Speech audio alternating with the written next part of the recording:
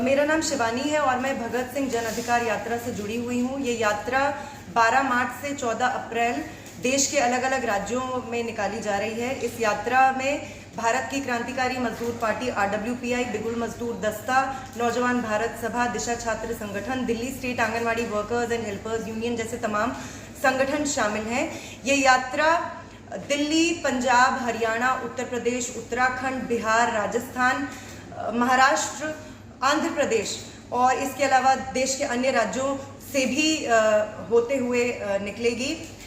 इस यात्रा को निकालने का मकसद ये है कि आज हम देख रहे हैं कि तमाम जो जनता के असली मुद्दे हैं, चाहे वो बेरोजगारी का मसला हो, चाहे वो भ्रष्टाचार का मसला हो, महंगाई का मसला हो, सांप्रदायिक उन्माद फैलाने का मसला हो, कहीं ना कहीं इसको छिपाकर नकली मुद्दों पर जनता को आपस में ही बांटने का काम हो रहा है। आज हम ये भी देख रहे हैं कि किस तरीके से पूरी मंदिर मस्जिद की पॉलिटिक्स करके, हिंदू मुसलमान की पूरी पॉलिटिक्स करके लोगों को आपस में ही जिस तरीके का काम उपनिवेशवादी ताकतें यानी कि ब्रिटिशर्स करते थे, वैसा ही काम आज हम देख रहे हैं कि हमारे देश के हुक्मरान और ख़ास तौर पे 2014 से जो देश में केंद्र में काबिज ताकत है भारतीय जनता पार्टी, एक जो फांसीवादी सरकार है, वो लगातार किस तरीके से नकली मुद्दों को असली मुद्दा लोगों का बताकर उनको आपस में बांटने का काम कर रही है। लेकिन हम ये भी देख रहे हैं कि पिछले 9 सालों के अंतराल में 2014 से अगर अब तक की बात करें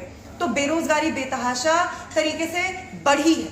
इस सरकार का दावा था कि 2 करोड़ नए रोजगारों का सृजन होगा, लेकिन अगर आप कोविड और लॉकडाउन के बाद के तमाम आंकड़ों पर नजर दौड़ाएं तो रोजगार बढ़ने की बजाय कई गुना घटा है। ना सिर्फ ये, बल्कि जितने भी नए जॉब्स क्रिएट हो रहे हैं वो पब्लिक सेक्टर में, वो गवर्नमेंट जॉब्स नहीं है, वो प्राइवेट सेक्टर में, इनफॉर्मल सेक्टर में कच्चे काम है। अप्रेंटिस पे, कैजुअल, कॉन्ट्रैक्ट बेसिस पर लोगों को रखा जा रहा है।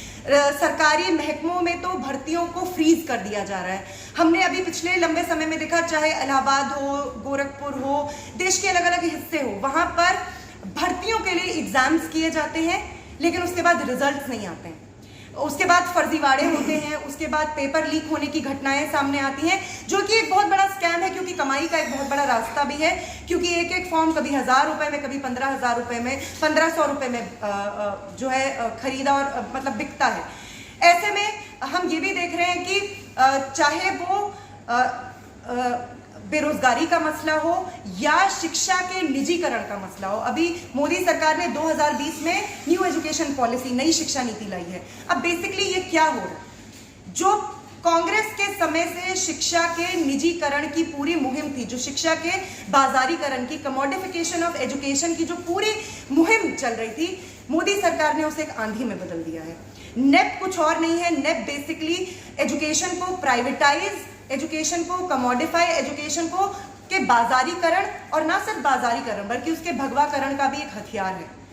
हम जानते हैं कि नई शिक्षा नीति के आने से ही हम उसके फल और उसके परिणाम देख रहे हैं।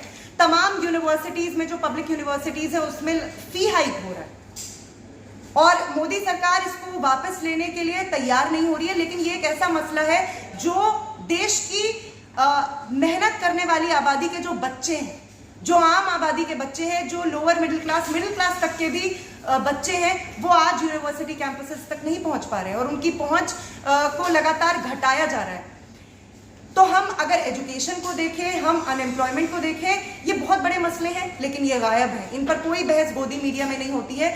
गोदी मीडिया में बहस होती है पाकिस्तान में अनएम्प्लॉयमेंट किस हद तक बढ़ा हुआ है।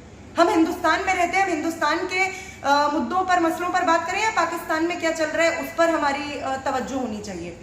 इसके अलावा हम ये भी देख सकते हैं कि शुचिता का ढोंग करने वाली, सदाचार का पाखंड करने वाली ये भारतीय जनता पार्टी अपने कार्यकाल में कितने बड़े बड़े घोटाले कर चुकी है। अभी हाल ही में जो हिंडनबर्ग अडानी की जो पूरी रिपोर्ट सामने आई है, और हम उसमें पाते हैं कि किस तरीके से उस पर लीपापोती करने का काम किया जा रहा है और उसमें आम लोगों का पैसा लगा हुआ है, और कैसे कुछ पूंजीपतियों को इस सरकार ने अपनी सरपरस्ती के जरिए उनकी संपत्ति में कई 100 गुना की बढ़ोतरी करवाई है।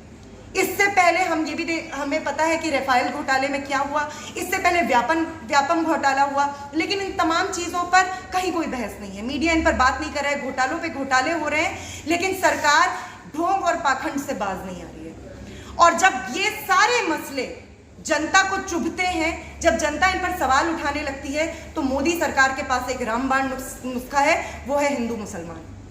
आज सांप्रदायिकता की लहर में आम गरीब आबादी के लड़के लड़कियों को, उनके बच्चों को, आम गरीब घरों के जो लोग हैं उनको बहाया जा रहा है। ये एक आंधी बह रही है जिसमें लोग जो एक इलाके में साथ में रहते थे वही एक दूसरे के दुश्मन बनने को तैयार हो रहे हैं। क्यों हो रहा है? क्योंकि आज हमें बताया जा रहा है कि आपका दुश्मन ये व्यवस्था, ये सरकार, ये पूंजीवादी दल नहीं है, बल्कि आपके दुश्मन किसी खास धर्म के लोग हैं। लेकिन हम जानते हैं आज चाहे गरीब हिंदू हो, गरीब मुसलमान हो, गरीब ईसाई या सिख हो, या किसी भी मजहब या मजहब को नहीं मानने वाला हो, वो आज सरकार की इन नीतियों का शिकार है। लेकिन तमाम चुनावी दल जो बीजेपी के बरक्स खड़े हैं, वो हमें बोलते हैं कि हम सेक्युलरिज्म की बात करते हैं, हम सर्वधर्म संभाव की बात करते हैं, लेकिन इससे बड़ा लतीफा कोई और नहीं हो सकता है। सच्चा सेक्युलरिज्म वो है जो स्टेट, राज्य और सामाजिक जीवन, सोशल लाइफ से रिलीजन का पूर्ण विलगाव रखे। Complete separation of state from religion. Secular state का मतलब है कि राज्य, पॉलिटिकल पार्टीज या उनसे जुड़े हुए लोग किसी भी तरीके से धार्मिक चिन्ह, किसी भी तरीके से धार्मिक जो सिंबल्स हैं, प्रतीक हैं और जो उनकी बातें हैं, वो ये ना कर पाए और इसको पनिटिव एक्शन इस पर लिया जाए, इसको पनिशेबल ऑफेंस बनाया जाना चाहिए। लेकिन आज इस पर कोई बात नहीं कर रहा है।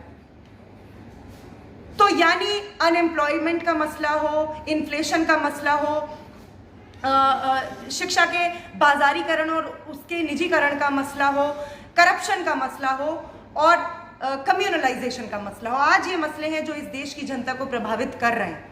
और भगत सिंह जन अधिकार यात्रा इसी मकसद से निकाली जा रही है कि जनता को जागृत करके, गोलबंद करके, संगठित करके एक ऐसा जन आंदोलन खड़ा किया जाए जिससे सरकार को, और विशेष तौर पे जो आज केंद्र में बैठी मोदी सरकार है, एक फांसीवादी सरकार जो विरोध की हर आवाज को कुचलने के लिए तीन तिगड़म भिड़ाती है, जो सारे पॉलिटिकल डिसेंट को कभी सेडिशन के मसलों में, कभी नक्सलिज्म के मसलों में फंसाने का काम करती है। आज जनता को ये बताने की जरूरत है कि उनके असली मसले क्या हैं। और हम ये भी मानते हैं कि ये लोग हैं, ये जनता है जो इतिहास बनाती है, जो व्यवस्था को उखाड़ फेंकती है, जो सरकारों को उखाड़ फेंकती है। इसलिए जनता की उस ताकत को इकट्ठा करने के लिए भगत सिंह जन अधिकार यात्रा निकाली जा रही है। हम 12 मार्च से 14 अप्रैल तक इस यात्रा को निकाल रहे हैं और मेरी आप लोगों से दरख्वास्त है कि आप भी इस यात्रा से जुड़िए। आज हमने प्रेस क्लब में प्रेस कॉन्फ्रेंस का आयोजन किया था और उस प्रेस कॉन्फ्रेंस के दौरान आज हमने ये बुकलेट भगत सिंह जन अधिकार यात्रा, और इस बुकलेट के जरिए जनता के असली मुद्दों और जनता की असली मांगों को रखा गया है।